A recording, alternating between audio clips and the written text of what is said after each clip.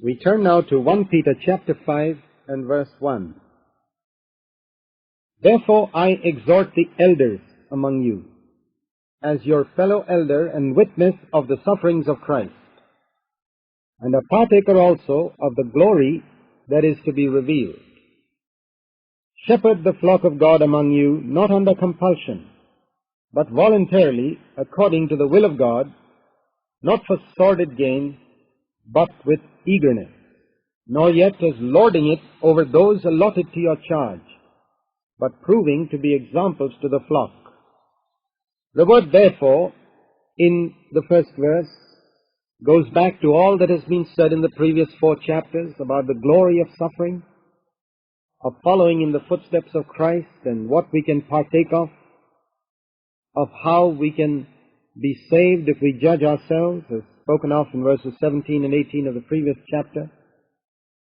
And in view of all the glory that is to come, he gives a special exhortation in the first 4 verses of chapter 5, not to all Christians now, but especially to those who have responsibility among God's people, those who are elders. The elders were the leaders of a local church. They were called by other names: overseers, bishops, presbyters. All meant the same thing. A group of men, not necessarily all in full-time Christian work, in all likelihood, perhaps all, or most of them anyway, in secular jobs, but who had responsibility, along with one another, to lead God's church in a locality. This is how the New Testament church functioned in the apostolic days. They were led never by one man, but by a group of men who were elders. And to these elders, Peter writes, calling himself also an elder in the church. In Jerusalem, Peter was one of the elders. And so he says, as a fellow elder with you, I exhort you, because I too am an elder, and I have witnessed the sufferings of Christ. He had witnessed the physical sufferings of Christ during those 3.5 years, and particularly on the last day of Christ's earthly life and his death on the cross. Peter had seen all that himself, and he had also seen something of the inner suffering of Christ, not only when Jesus was on earth, but things that had become much more clear to him after the day of Pentecost. And Peter says, not only a witness of the sufferings of Christ, but a partaker also of the glory that is to be revealed. As we have often seen in this letter and in many other portions of Scripture, suffering and glory go together. A witness of the sufferings of Christ, and we could say Peter also shared in the fellowship of Christ's suffering, and therefore was going to be a partaker, a sharer in the glory that is to be revealed. In view of all this, he says, I want to give an exhortation especially to those who are in Christian leadership. Shepherd the flock of God among you. This is the word that Jesus himself spoke to Peter after his resurrection in John 21, verses 15 to 17. He said, Peter, do you love me? Then feed my lambs, tend my sheep, and shepherd my sheep. Jesus spoke about taking care of the little lambs and of the older sheep, of feeding them, caring for them, and shepherding them. All this is involved in being a shepherd. Jesus himself is the chief shepherd, referred to here in verse 4. And every one of us who are called to a responsibility of leading others is an under-shepherd under the chief shepherd. And it's very important that we have the same attitude towards the flock that the chief shepherd has. The good shepherd lays down his life for his sheep. And we have no right to be a shepherd of any of God's sheep unless we are willing to lay our lives down for them. We are not to take the shepherding of God's flock as a matter of an appointment or an office, or because we are paid a salary. No. This is what Peter is speaking of here. Not for sordid gain, he says.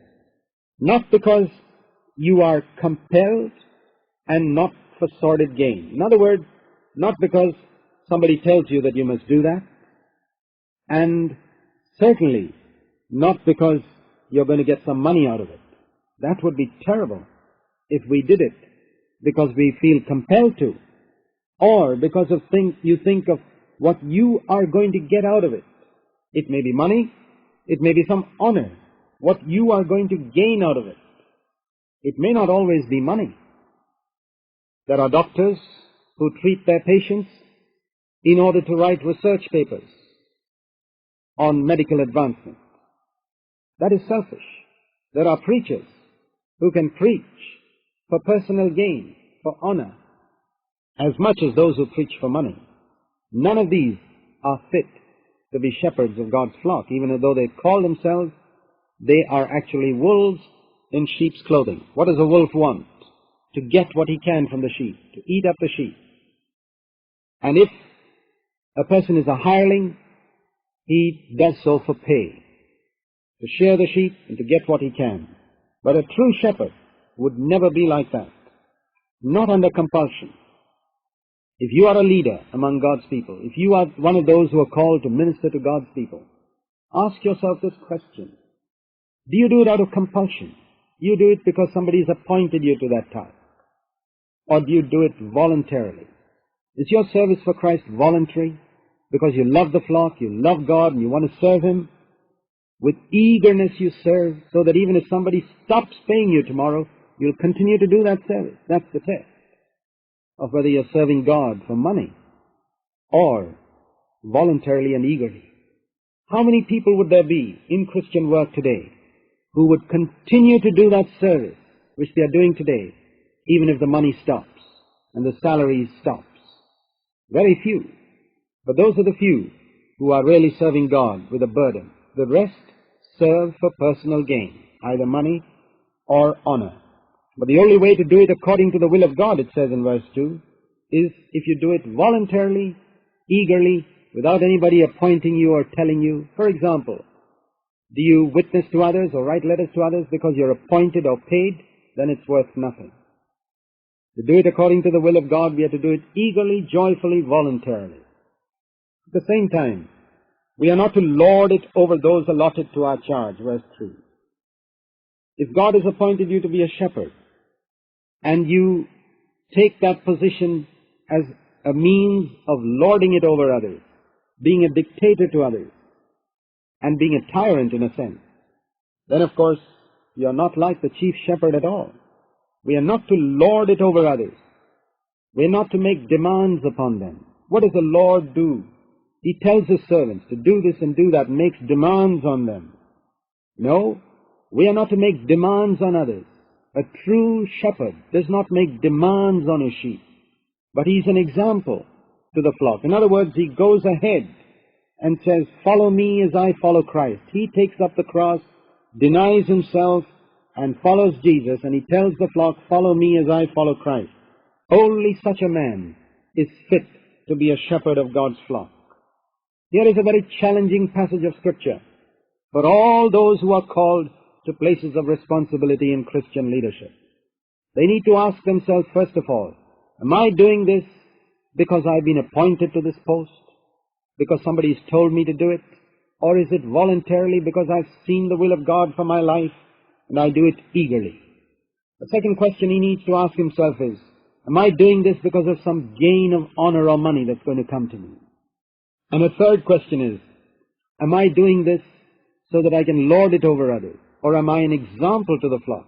Can I say to the flock, follow me, follow the way I live in my home and the way I live my life as I follow Christ? This is what Paul and Peter could say. This is what we need to be able to say too. And if we do that, then when the chief shepherd appears, verse 4, you will receive the unfading crown of glory. There's a special crown reserved by God, some special reward. We don't know exactly what it is, but some special reward for those who fulfill their responsibilities of leadership faithfully. Some reward that will be ours eternally, a crown of glory that never fades away if we fulfill our responsibility faithfully. Let's seek that. Let's seek to follow in the footsteps of Jesus, who was the good shepherd, and He will give us that crown of glory one day.